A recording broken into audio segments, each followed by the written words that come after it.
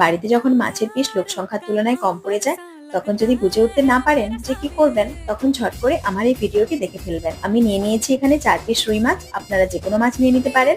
মাছের মধ্যে নুন ও হলুদ দিয়ে ভালো করে মেখে নিয়ে গরম কড়ায় তেল দিয়ে তেল থেকে ধোঁয়া উঠে এলে এক এক করে মাছগুলো ভাজতে দিলাম। মাছটা ভাজা হোক ততক্ষণে পেঁয়াজ, টমেটোটা কেটে নিলাম, কাঁচা লঙ্কা চিড়ে নিলাম, অল্প কিছু ধনেপাতাও কুচি কুচি করে কেটে নিলাম।